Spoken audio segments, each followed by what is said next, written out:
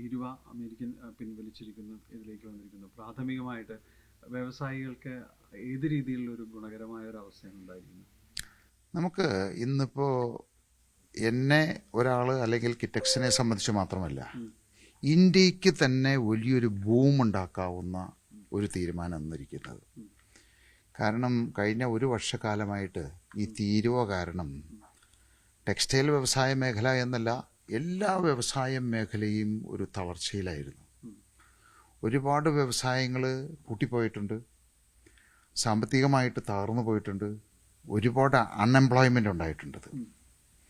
അപ്പോൾ അത് എല്ലാവരും പ്രതീക്ഷിച്ചു ഒരു മാസം 2 മാസം അതിനുള്ളിൽ തീരുമെന്ന് വിചാരിച്ചുകൊണ്ടാണ് ഓരോരുത്തരും പ്രതീക്ഷയോടെ പോയ ആളുകളുണ്ട്. ഞങ്ങളെപ്പോലെയുള്ള ആളുകൾ പിടിച്ചു നിന്നു, പല രീതിയിൽ ഡൈവേർട്ട് ചെയ്തു. അപ്പോൾ അതിനിടയ്ക്കാണ് വളരെ പെട്ടെന്ന് അപ്രതീക്ഷിതമായിട്ട് ആരും പ്രതീക്ഷിക്കാതിരുന്നൊരു സമയത്ത് ഇതുപോലൊരു തീരുമാനം ഉണ്ടായത്. ഈ തീരുമാനത്തിൻ്റെ ഒരു പ്രത്യേകത എന്ന് പറയുന്നത്, നമ്മളിന്നിപ്പോൾ ലോകത്തിൽ തന്നെ ഇന്ത്യ ഏറ്റവും ചീപ്പസ്റ്റ് ടാരിഫിലേക്ക് വന്നു എന്ന് പറയുമ്പോൾ യൂറോപ്പിനെ അല്ലെങ്കിൽ ഗൾഫ് കൺട്രീസിനെ കമ്പയർ ചെയ്തല്ല പറയുന്നത്. കാരണം നമ്മുടെ ലോകത്തെ മാനുഫാക്ചറിങ് മേഖലയിൽ അല്ലെങ്കിൽ സപ്ലൈ ചെയിനിൽ ഏറ്റവും കൂടുതൽ കോൺട്രിബ്യൂട്ട് ചെയ്യുന്ന രാജ്യങ്ങൾ എന്ന് പറയുന്നത് ചൈന, ഇന്ത്യ, അതുപോലെ ഇപ്പോൾ ടെക്സ്റ്റൈൽ മേഖലകളിലാണെങ്കിൽ വിയറ്റ്നാം, കംബോഡിയ, ബംഗ്ലാദേശ്, ഈ രാജ്യങ്ങളാണ് ഏറ്റവും കൂടുതൽ കോൺട്രിബ്യൂട്ട് ചെയ്യുന്നത്. ഇപ്പോൾ ടെക്സ്റ്റൈലിനെ സംബന്ധിച്ചെടുക്കുകയാണെങ്കിൽ ഏതാണ്ട് 95% കോൺട്രിബ്യൂട്ട് ചെയ്യുന്നത് 5 രാജ്യങ്ങളാണ്: China, Vietnam, Cambodia, Bangladesh, India. അപ്പോൾ ഈ സ്ഥലങ്ങളിൽ വെച്ചിട്ട് ഇപ്പോൾ ചൈനയെ സംബന്ധിച്ച് 30% മുതൽ 50% വരെ ഡ്യൂട്ടിയുണ്ട് അമേരിക്കയ്ക്ക് എക്സ്പോർട്ട് ചെയ്യുന്ന സമയത്ത്. വിയറ്റ്നാമിൽ 20%, കംബോഡിയയിൽ 19%. ഇന്ത്യ കഴിഞ്ഞാൽ ചീപ്പസ്റ്റ് കംബോഡിയയാണ്. കംബോഡിയ എന്ന് പറഞ്ഞാൽ വളരെ ചെറിയ രാജ്യമാണത്. ബംഗ്ലാദേശ് 20%. അപ്പോൾ ഇന്ന് ലോകത്തിലേക്കും വെച്ച് ഏറ്റവും ഡ്യൂട്ടി കുറവുള്ള രാജ്യമായി ഇന്ത്യ മാറി. അതുകൊണ്ട് ഉണ്ടാകാൻ പോകുന്നൊരു സാഹചര്യം, ഒന്ന്, ഈ കഴിഞ്ഞ ആഴ്ച ഉണ്ടായ EU അഗ്രിമെൻറ്റ് യൂറോപ്യൻ യൂണിയനുമായിട്ട് കഴിഞ്ഞ 18 വർഷക്കാലമായിട്ട് ചർച്ച നടക്കുന്ന സംഗതി ഇപ്പോഴാണ് അഗ്രിമെൻ്റ് വെച്ചത്. അത് പ്രധാനമന്ത്രിയുടെ തന്ത്രപരമായിട്ടുള്ളൊരു നീക്കമായിരുന്നു എന്നുള്ളതാണത്. കാരണം അമേരിക്കൻ ഭീഷണിക്ക് വഴങ്ങാതെ അതേ സമയത്ത് വളരെ തന്ത്രപരമായിട്ട് ഒരു മറുപടി യൂറോപ്യൻ യൂണിയനുമായിട്ട് എഗ്രിമെൻ്റ് വെക്കുന്നതിലൂടെ ഉണ്ടാക്കി എന്നുള്ളതാണത്. ഞാൻ പ്രതീക്ഷിക്കുന്ന ഒരു പക്ഷേ ആ ഒരു EUമായിട്ടുള്ള എഗ്രിമെൻ്റ് ആയിരിക്കാം ഇത്രയും പെട്ടെന്ന് അമേരിക്കൻ പ്രസിഡന്റിനെ ഇതിലേക്ക്, ഈ തീരുമാനത്തിലേക്ക് കൊണ്ടുവന്നത്. അപ്പോൾ ഇന്ന് ഇന്ത്യയുടെ മുമ്പിൽ ഈ EU എഗ്രിമെൻ്റ് പ്രാബല്യത്തിൽ വരാൻ 6 മാസമെങ്കിലും എടുക്കും. 1 വർഷമാണ് തീയതി, പക്ഷേ 6 മാസത്തിനുള്ളിൽ അതിൻ്റെ ഫലം കണ്ടു തുടങ്ങുന്നത്. അപ്പോൾ ടെക്നോളജി ഒരുപാട് ഇങ്ങോട്ട് കൊണ്ടുവരുന്നു. EU വിട്ട് നമുക്ക് ഇന്ത്യക്ക് കിട്ടുന്ന ഓപ്പർച്യൂണിറ്റീസ് അവരുടെ ഒരു 10% പോലും നമുക്ക് ഫീഡ് ചെയ്യാവുന്ന കപ്പാസിറ്റി ഇന്ന് ഇന്ത്യക്കില്ല ഈ ട്രേഡ് അഗ്രിമെൻറ്റിലൂടെ. അതായത് ഓപ്പർച്യൂണിറ്റീസിൻ്റെ 10% പോലും ഇന്ത്യക്ക് കൊടുക്കാനുള്ള ശേഷിയില്ല, നമ്മുടെ കപ്പാസിറ്റി ഇല്ല. ആ ഒരു സാഹചര്യത്തിലാണ് നമുക്ക് ഒരു എന്താ പറയുക, ബമ്പർ ലോട്ടറി എന്ന് പറയുന്ന മാതിരി അമേരിക്ക ഈ ലോകത്തിലെ ഏറ്റവും ഡ്യൂട്ടി കുറവുള്ള രാജ്യമായിട്ട് ഇന്ത്യയെ മാറ്റിയത്. അപ്പോൾ ഇത് രണ്ടും കൂടി വരുന്ന സമയത്ത് ഇന്ത്യയുടെ വ്യാവസായിക രംഗത്ത്, മാനുഫാക്ചറിങ് രംഗത്തുണ്ടാകാൻ പോകുന്ന ഒരു ബൂമുണ്ട്. അത് നമുക്ക് ഇമാജിൻ ചെയ്യാൻ പറ്റില്ല. എന്ന് പറഞ്ഞു കഴിഞ്ഞാൽ അടുത്ത 5 വർഷത്തേക്ക് ഇൻവെസ്റ്റ്മെൻറ്റ് ഒരുപാട് കൂടുമെന്നുള്ളതാണത്. എംപ്ലോയ്മെൻറ്റ് ഇഷ്ടം പോലെ കൂടുമെന്നുള്ളതാണത്. അപ്പോൾ ഇപ്പോൾ ഈ രാജ്യം വിട്ടുപോയിരിക്കുന്ന ഒരുപാട് ആളുകൾ തിരിച്ച് ഇന്ത്യയിലേക്ക് വരുന്ന ഒരു സാഹചര്യം അതുകൊണ്ടുണ്ടാവും. ഇപ്പോൾ ഈ കഴിഞ്ഞ ബഡ്ജറ്റിൽ ഈ കോൾ സെൻറ്റേഴ്സിനെയൊക്കെ ഡ്യൂട്ടി ഫ്രീ ആക്കിയത്, ആരും അതത്ര ശ്രദ്ധിച്ചിട്ടുണ്ടോ എന്ന് എനിക്കറിയില്ല. അത് വലിയൊരു വിപ്ലവകരമായൊരു മാറ്റമാണ് ഉണ്ടാകാൻ പോകുന്നത്. ആ മാറ്റത്തിലൂടെ ഇന്ത്യ ഒരു ഡിജിറ്റൽ ടെക്നോളജി ഹബ്ബായിട്ട് മാറുമെന്നുള്ളതാണത്. ഇപ്പോൾ എനിക്ക് തോന്നുന്നത് ആ ഒറ്റ തീരുമാനത്തിൽ ഈ പറയുന്ന ഗൂഗിള്, മൈക്രോസോഫ്റ്റ് പോലെയുള്ള കമ്പനികൾ ബില്യൺസ് ഇവിടെ ഇൻവെസ്റ്റ് ചെയ്യും. അത് ഈ വരുന്ന 1 വർഷത്തിന് 2 വർഷത്തിൽ വരും. അപ്പോൾ എസ്പെഷ്യലി നമ്മുടെ ഈ IT സെക്ടറിലുള്ള ആളുകൾ ഒരുപാട് പേര് ഈ മേഖലയിലാണ് നമുക്ക് വിദേശത്തേക്ക് പോയിരിക്കുന്നത്. ഇവരെല്ലാം കൂട്ടമായിട്ട് തിരിച്ചു വരേണ്ട ഒരു സാഹചര്യം വരും. കാരണം ഈ ഡ്യൂട്ടി ഫ്രീ അല്ലെങ്കിൽ ടാക്സ് ഫ്രീ എന്ന് പറയുന്ന സമയത്ത് അമേരിക്ക ആയിക്കോട്ടെ, യൂറോപ്പ് ആയിക്കോട്ടെ, ഏത് രാജ്യങ്ങളും അവരെ സംബന്ധിച്ച് അവിടെ ഇങ്ങനെയുള്ള ആളുകളെ എംപ്ലോയ് ചെയ്യുന്നതിനേക്കാൾ 10 മടങ്ങ് ലാഭകരം ഇവിടെ ഇൻവെസ്റ്റ് ചെയ്തിട്ട് ഇവിടെ തന്നെ എംപ്ലോയ് ചെയ്യുകയാണെന്നുള്ളത്. അപ്പോൾ സ്വാഭാവികമായിട്ടും ഈ മേഖലകളിൽ നിന്ന് രാജ്യം വിട്ടുപോയിരിക്കുന്ന ഒരുപാട് ആളുകളെ തിരിച്ചു വരാനായിട്ടുള്ള ഒരു സാധ്യതയാണ് ഉണ്ടാകുന്നത്. അപ്പോൾ ഈ വിവിധ കാര്യങ്ങൾ, യൂറോപ്യൻ യൂണിയനുമായിട്ടുള്ള എഗ്രിമെൻറ്റ്, അമേരിക്കയുടെ ഈ ടാരിഫ് നയം, മൂന്നാമത് ഈ കോൾ സെൻറ്ററിനുള്ള ഡ്യൂട്ടി എടുത്തു കളഞ്ഞതും അല്ല ടാക്സ് എടുത്തു കളഞ്ഞതും ഒക്കെ ഇങ്ങോട്ട് വരുമ്പോൾ ഇന്ത്യ ഒരു വൻ കുതിപ്പിലേക്ക് പോകുന്നു എന്നുള്ളതാണത്. അപ്പം ഇതിൽ പലരും ഇപ്പോൾ രാഷ്ട്രീയപരമായിട്ട് ഇതിനെ കാണുന്നുണ്ട്. പ്രത്യേകിച്ച് ഇന്ത്യ വഴങ്ങി. പക്ഷേ യഥാർത്ഥത്തിൽ സംഭവിച്ചത്, ഞാനൊക്കെ ഏറ്റവും കൂടുതൽ എഫക്റ്റ് ചെയ്ത, ഞങ്ങളുടെ വ്യവസായം ഏറ്റവും കൂടുതൽ എഫക്റ്റ് ചെയ്തിട്ടുണ്ട്. കഴിഞ്ഞ ഒരു വർഷമായിട്ട് ഞങ്ങൾ സ്ട്രഗിൾ ചെയ്യുകയാണത്. ഞങ്ങൾ പല രീതിയിലും ഡൈവേർട്ട് ചെയ്യാൻ, കാരണം ഓവർനൈറ്റ് നമുക്ക് ചെയ്യാൻ പറ്റില്ല. അപ്പോൾ അത്രയും ബുദ്ധിമുട്ടും പ്രയാസങ്ങളും ഉണ്ടായിട്ടും ഞങ്ങൾ India government, Modi prime minister എടുത്ത ആ ഒരു നിലപാടിനെ ഞങ്ങൾ സപ്പോർട്ട് ചെയ്യുമായിരുന്നു. അതിൻ്റെ കാരണം എന്താണെന്ന് വെച്ച് കഴിഞ്ഞാൽ, ഇപ്പോൾ പല അവസരങ്ങളിൽ തന്നെ അമേരിക്കൻ പ്രസിഡന്റ് വ്യക്തിപരമായിട്ട് നമ്മുടെ പ്രൈം മിനിസ്റ്ററെ ആക്ഷേപിക്കുന്ന സാഹചര്യങ്ങളുണ്ടായി. പക്ഷേ അദ്ദേഹം ഒരു ലീഡർ എന്നുള്ള രീതിക്ക് വളരെ പക്വതയോട് കൂടിയിട്ടുള്ള ഒരു രീതിയിലും പ്രതികരിക്കാതെ വളരെ മൗനമായിട്ടിരിക്കുകയാണ് ചെയ്തത്.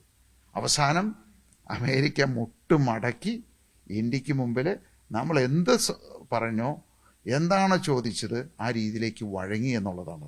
അത് ഇന്ത്യയുടെ വിജയമാണ്, നമ്മുടെ പ്രധാനമന്ത്രി മോഡിയുടെ വിജയമാണത്. എങ്ങനെയാണ് കാണുന്നത്? ഒരു സമ്മർദ്ദതന്ത്രത്തിന്റെ, നിശബ്ദമായിരുന്നു നടത്തിയ സമ്മർദ്ദതന്ത്രത്തിന്റെ വിജയം, അതൊരു രാഷ്ട്രീയ വിജയം തന്നെയാണ്, അങ്ങനെ ആ രീതിയിൽ? അതാണ് അതിൽ നമ്മൾ ചെയ്യേണ്ടത്. വളരെ രാഷ്ട്രീയപരമായിട്ട്, അതായത് സാധാരണ വളരെ പക്വതയോടെയുള്ള ഒരു ലീഡർക്ക് മാത്രമേ ഇത് സാധ്യമാകൂ. കാരണം നമ്മളെപ്പോഴും ഇതിനെ, ഇപ്പോൾ പ്രതിപക്ഷം ഇമോഷണലായിട്ട്, സെൻറ്റിമെൻ്റലായിട്ട് പ്രതികരിക്കുന്നവരാണ്. രാജ്യത്തിൻ്റെ നന്മയല്ല. ഞാൻ അന്നും പറഞ്ഞത് അതാ, എനിക്ക് ഇത്രമാത്രം എഫക്റ്റ് ചെയ്തിട്ടും ഞാൻ അന്ന് പറഞ്ഞത് ഒരിക്കലും അതിന്, കാരണം ഇവിടുത്തെ കാർഷിക മേഖലയെ തകർത്തുകൊണ്ട്, ഇന്ത്യയിലെ വ്യവസായികളെ തകർത്തുകൊണ്ട് ഒരു തീരുമാനം ഇന്ത്യ എടുത്താൽ അത് ഒരു ആത്മഹത്യക്ക് തുല്യമാണത്.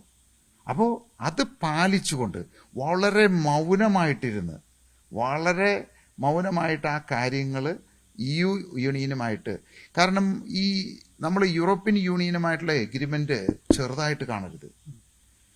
ഈ അവിടെ ആ എഗ്രിമെൻറ്റിലൂടെ നമ്മൾ ലോകത്തിന് ഇന്ത്യ കൊടുത്തൊരു മെസ്സേജ് ഉണ്ട്.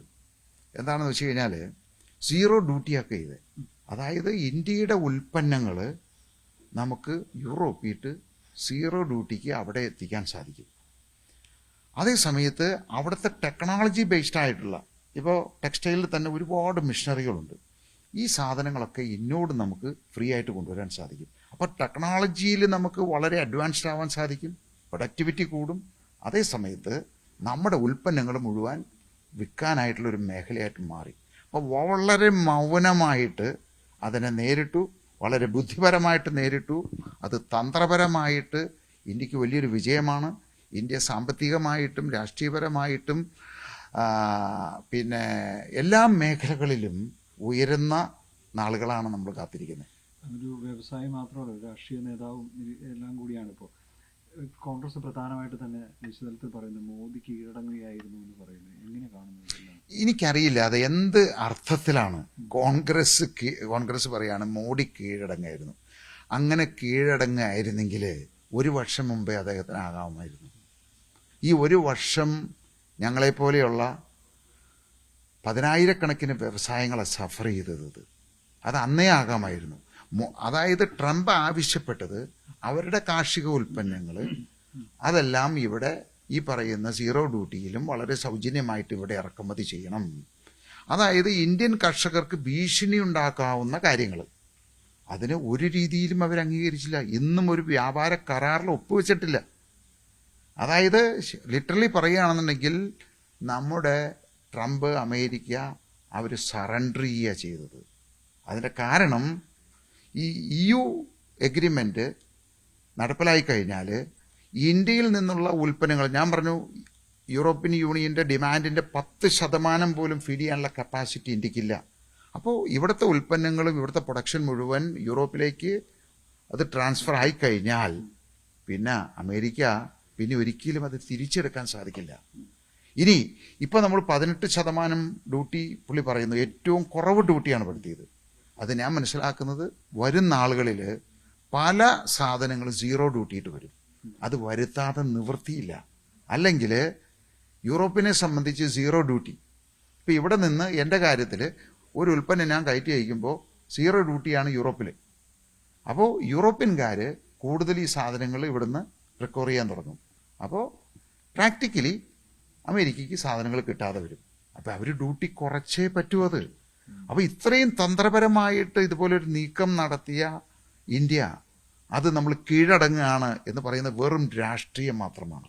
ഒരു ബിസിനസ്സുകാരൻ, ഞാൻ രാഷ്ട്രീയമല്ല സംസാരിക്കുക, ബിസിനസ്സുകാരൻ എന്നുള്ള നിലയ്ക്ക് ഞാൻ പറയുകയാണ്, ഇന്ത്യ എടുത്ത ഏറ്റവും സുപ്രധാനമായിട്ടുള്ള തന്ത്രപരമായിട്ടുള്ള രാജ്യത്തിൻ്റെ പുരോഗതി മുന്നിൽ കണ്ടുകൊണ്ടുള്ള ഏറ്റവും ഇതുവരെ എടുത്തതിൽ ഏറ്റവും യുക്തമായിട്ടുള്ളൊരു തീരുമാനമാണ് പ്രധാനമന്ത്രി മോഡി എടുത്തിരിക്കുന്നത്. ഈ പ്രതിസന്ധിയുടെ ഈ ഒരു വർഷ കാലയളവ് ഉണ്ടല്ലോ, ഇതിനിടയിൽ നിങ്ങൾ ഈ വ്യവസായ ലോകത്ത് അങ്ങനെ ഒരു പ്രതീക്ഷ ഉണ്ടായത്, എന്തെങ്കിലും ഒരു മോഡി മാജിക് വന്നേക്കും അങ്ങനെ കരുതിയിരുന്നു? അതോ അല്ല, അതിൽ ഈ ഗവൺമെൻറ്റിന് വളരെ ഷോർട്ട് ടൈമിൽ ഒരുപാട് പരിമിതികളുണ്ട്.